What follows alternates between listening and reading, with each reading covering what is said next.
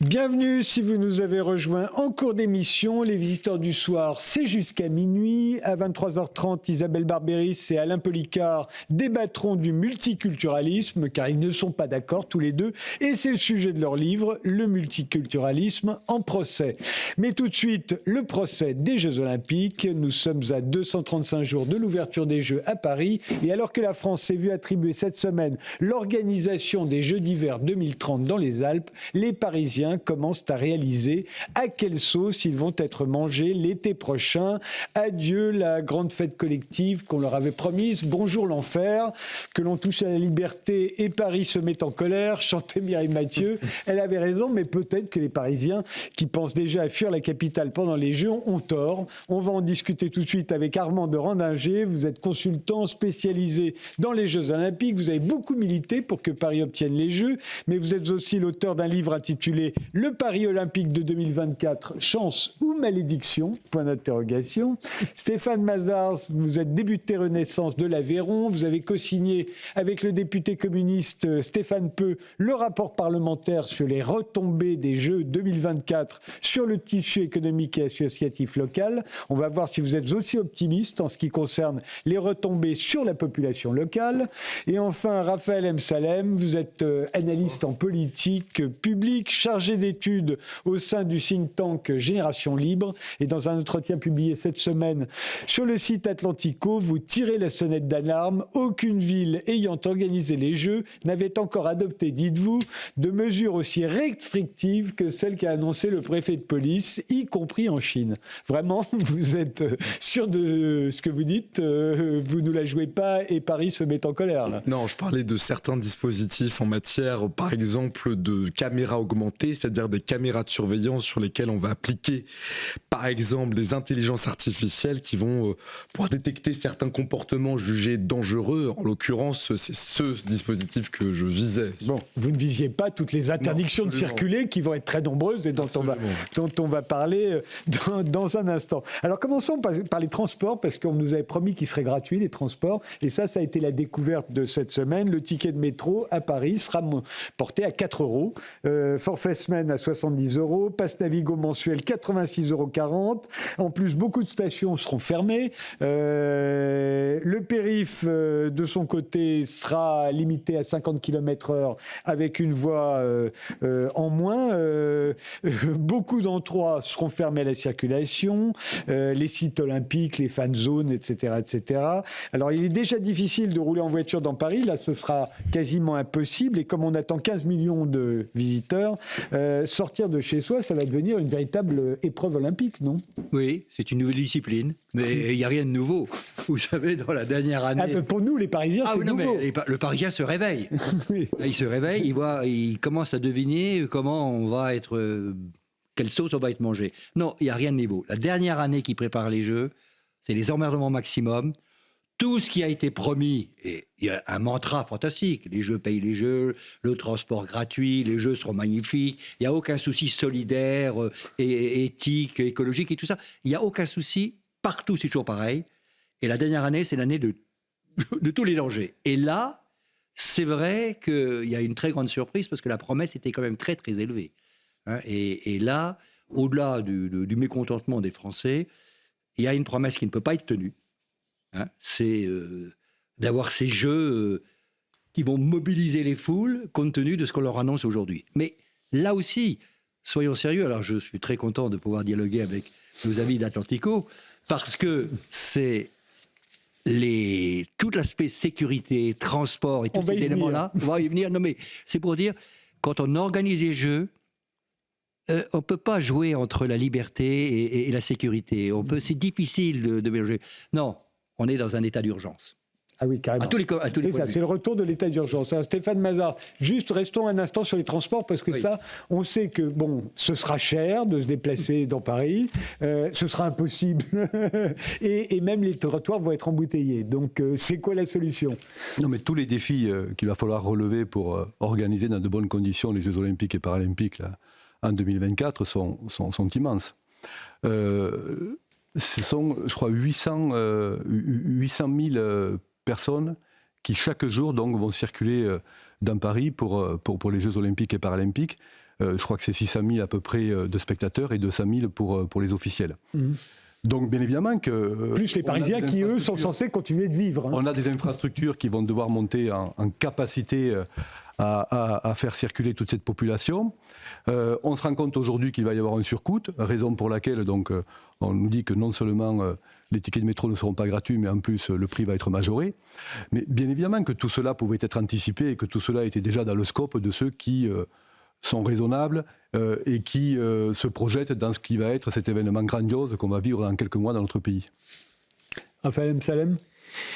D'abord, c'est de noter que sur la question des transports, il semble que l'annonce qui avait été faite de transports gratuits, qui soient réguliers, qui puissent contenir l'ensemble de la capacité d'accueil liée à l'affluence de touristes qui vont arriver, était d'emblée, on peut le dire, une sorte de farce, parce que quiconque prend les transports parisiens tous les jours, que ce soit la ligne B, la ligne 13, la ligne 8, qui voit depuis des mois à la fois une dégradation du service, une dégradation de l'affluence des transports, et puis en même temps, en parallèle, une augmentation continue des prix sans qu'il y ait la qualité qui soit au rendez-vous, d'une part, je pense que c'est dans la continuité de ce que nous vivons depuis plusieurs mois. Le métro à Londres est très cher, mais il était vraiment gratuit.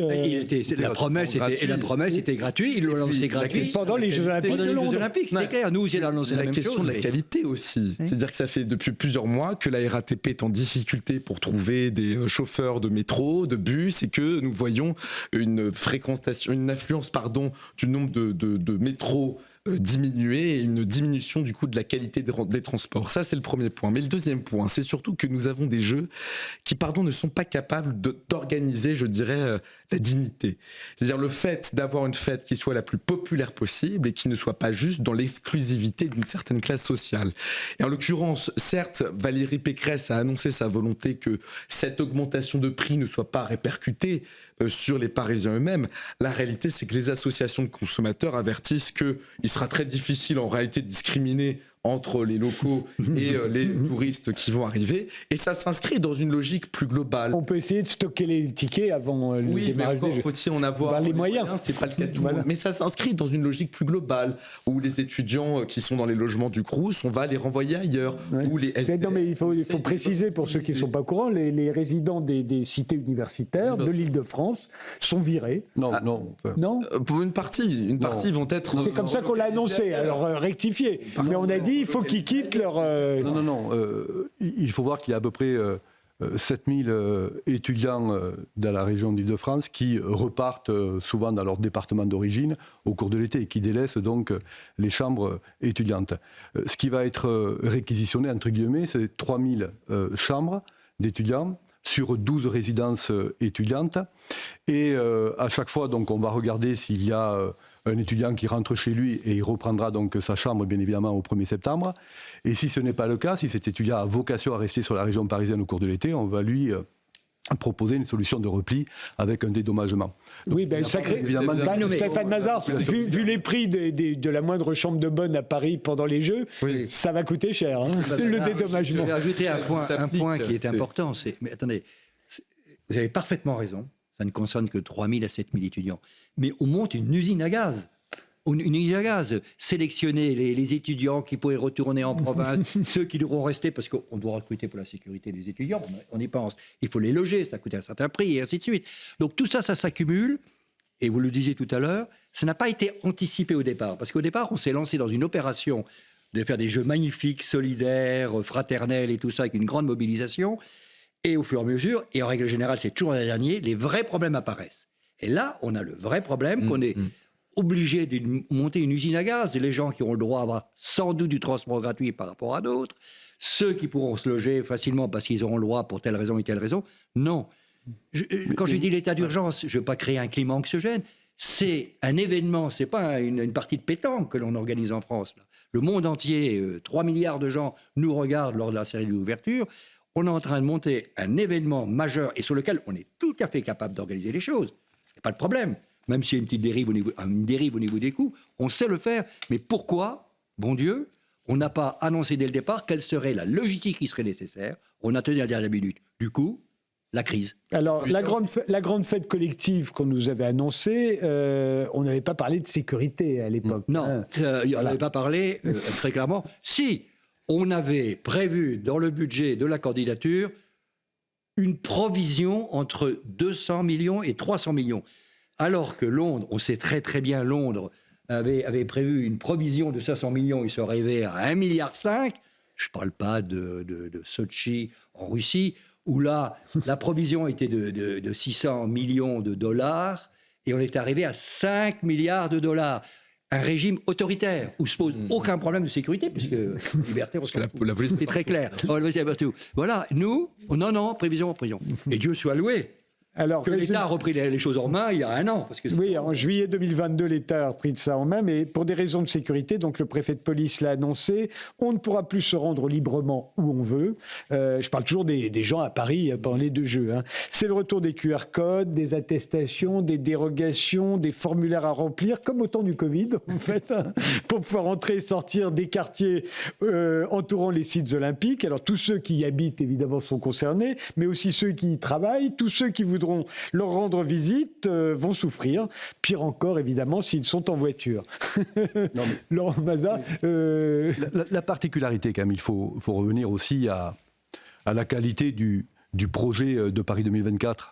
C'est de dire que les Jeux Olympiques ne vont pas s'accompagner par des chantiers qui, dans certains pays, ont fait émerger les fameux éléphants blancs.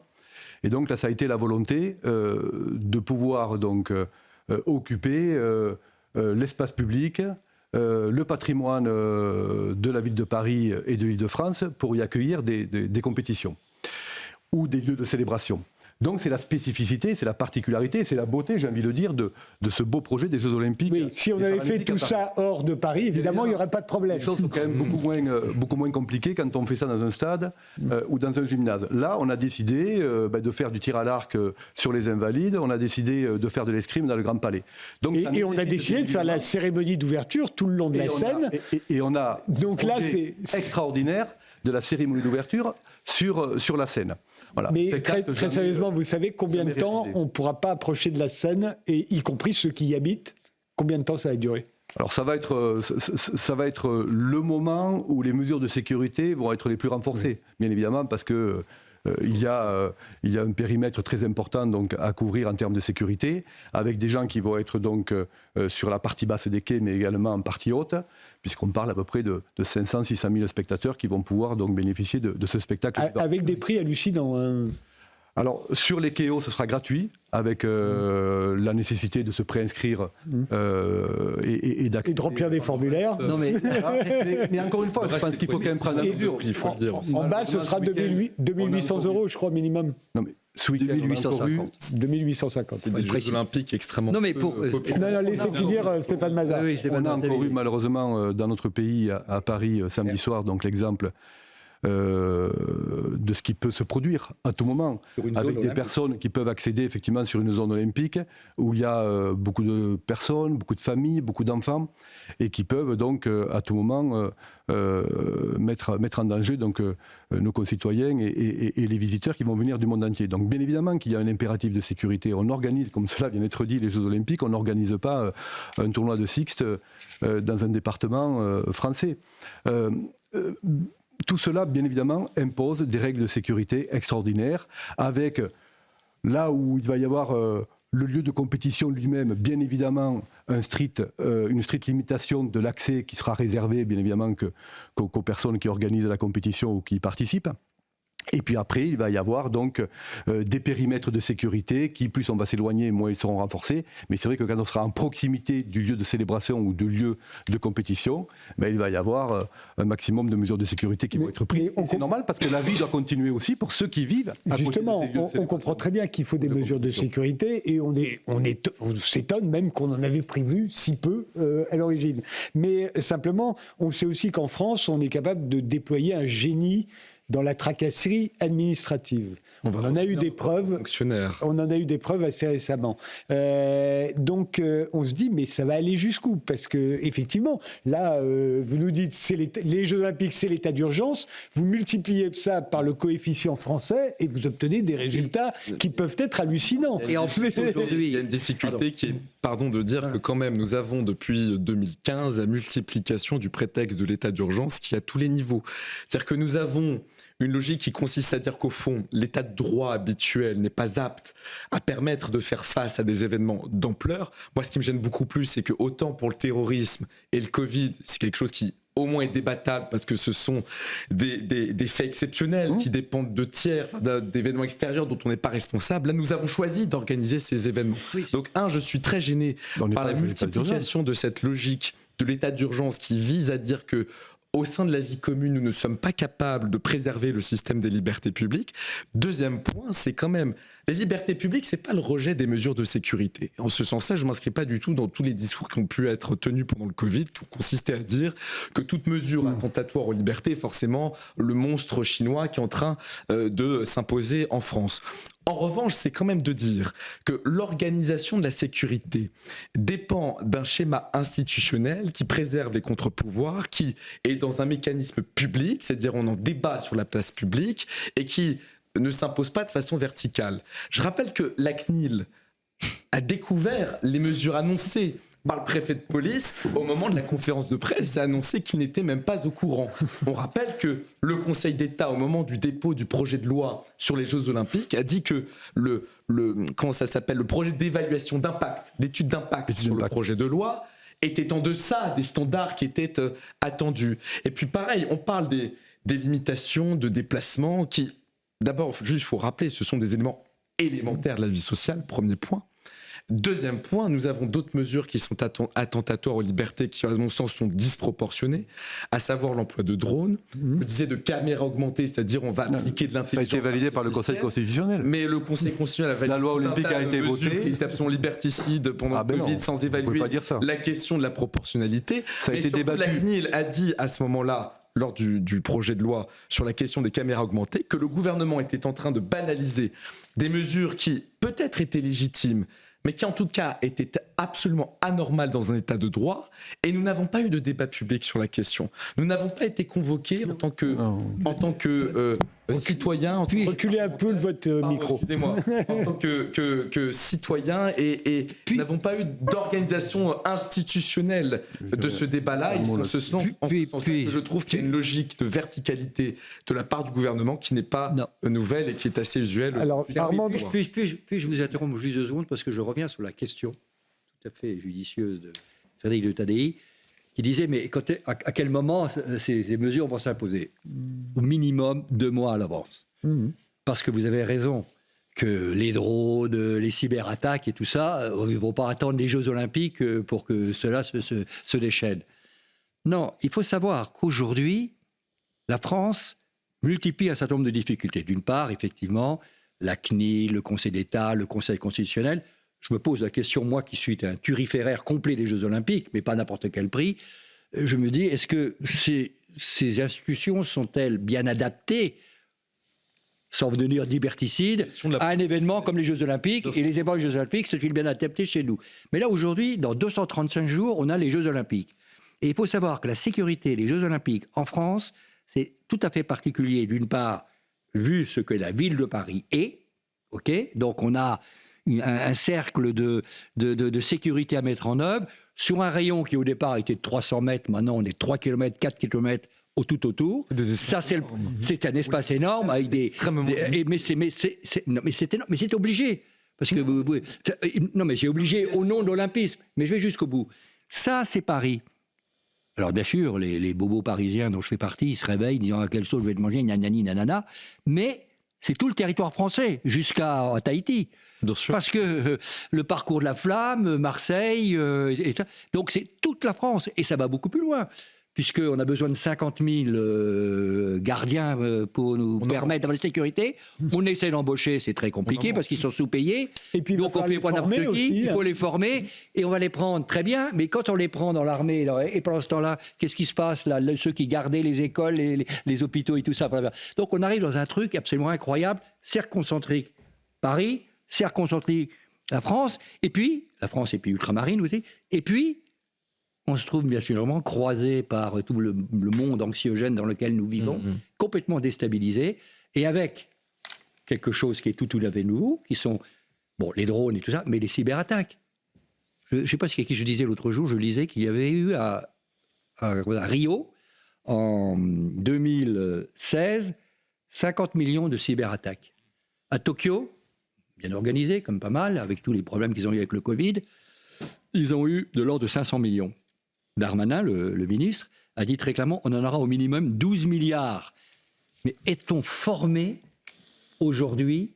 Est-ce que nous sommes plus forts que les hackers qui, eux, ils rentrent dans un système, quel qu'il soit, un hôpital ou dans le système des résultats ou de transport et tout, on est paralysé.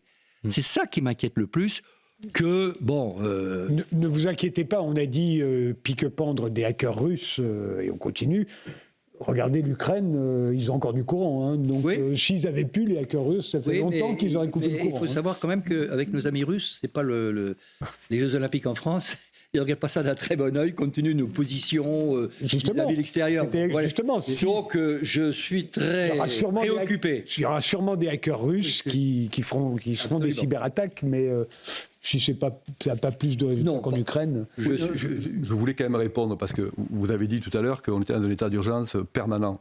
C'est pas vrai. Non, c'est multiplie logique d'état d'urgence. Ça, c'est une réalité. On a su être en état d'urgence quand il y avait des situations de crise particulièrement aiguës. Ça a été le Covid dernièrement, et puis ça a été avant les menaces terroristes bien sûr. Et les attentats.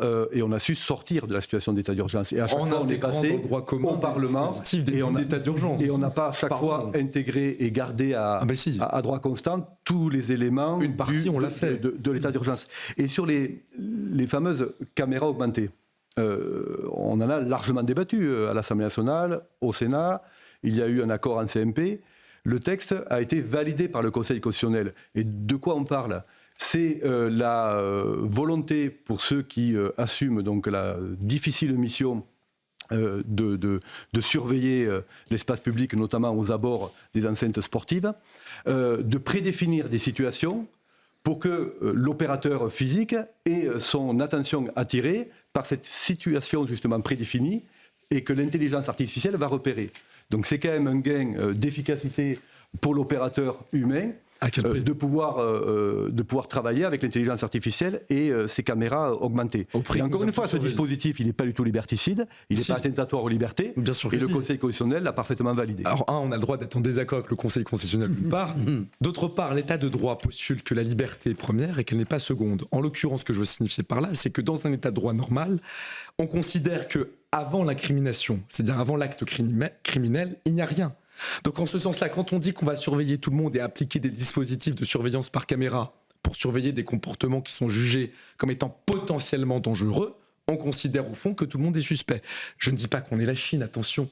Je dis en revanche qu'il y a une logique derrière qui est illibérale, qui n'est pas conforme, à mon sens, à la philosophie des libertés publiques qui postule l'innocence a priori de tous les citoyens. En ce sens-là, je ne suis pas d'accord avec l'adoption de ces dispositifs. D'où la France. J'entends les impératifs qui s'imposent à nous, mais il faut aussi entendre que le risque zéro n'existant pas, on pourra toujours arguer du risque sécuritaire constant pour imposer des dispositifs toujours croissants. D'où la France qui est beaucoup plus... D'où le CIO, le Comité international olympique, qui filait les Jeux, donner les Jeux à des pays dits démocratiques, ça les ennuie au plus haut point. C'est beaucoup plus simple de donner les Jeux à Pékin ou les Jeux à Russie, dans les pays autocratiques. Et donc, on est sur des problèmes. Donc, j'en conclue, pourquoi est-ce qu'on nous les a donnés aussi pour 2030 ?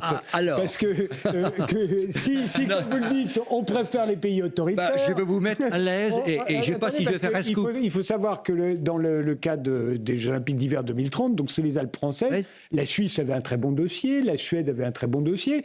Pourquoi ils préfèrent la France ? Je vais vous mettre à l'aise, tout à fait. Alors, c'est peut-être un scoop, c'est peut-être tout ce que vous voulez. Je vais me tirer tous les ennemis et j'ai eu un rapport avec Atlantico sur ce sujet, on en a parlé beaucoup ensemble. Oui, subitement, les Alpes sont apparues. C'est curieux parce que pas grand monde ne savait que la France était candidate. Moi, je le savais. Il n'y avait pas grand monde qui suivait ça. Et effectivement, la Suisse, dossier en béton. La Suède, dossier en béton. Il y avait aussi les Japonais, avec Sapporo, dossier en béton. Bon, eux, ils ont été rattrapés par la corruption, donc out. Et le grand problème de notre ami Thomas Bach, patron du CIO. et patron du CIO, chez qui il y a un petit Coubertin qui sommeille bien profondément, lui, il n'a qu'une envie, c'est laisser en héritage que les jeux dont tout le monde commence à se défiler ne en veut plus, d'autant plus les jeux d'hiver, qui l'intéressent beaucoup moins. Il voulait assurer le coup le plus longtemps possible, comme avait fait Coubertin, 28 Amsterdam, 32 Los Angeles, 36 Berlin, 40 Tokyo, mais Tokyo, bon, il y a eu la guerre. Lui, pareil, il veut tout border, et il a quasiment tout bordé jusqu'en 2038. Mais pourquoi vous répondez pas? Alors, je vais répondre à la question tout simplement. Pas la Suisse, Le qui est très simple. Les Suisses, comme les Suédois, apportent la garantie à la condition qu'ils fassent un référendum. Que disent, bon, écoutez, vous voulez les jeux ou vous voulez pas les jeux? Et rien n'est plus emmerdant. Vous voulez dire que les Suisses, ils auraient fait une votation? Ils auraient fait une votation parce qu'ils ont l'habitude donc de ils faire. auraient voté non. Et comme tous les référendums dans tous les pays. Et donc le CIO n'est pas très à l'aise. Donc attends, il est ce que vous venu. êtes en train de nous dire, c'est que les populations ne veulent pas des jeux. Eh oui. C'est les États qui Alors, veulent les le jeux. problème, et c'est que donc le CIO donne les jeux aux États qui aux Alpes. Non mais aux Alpes, Voilà, les Alpes. vertical. Non mais les Alpes, c'est très très clair. Attendez, laissez-les finir. Les Alpes.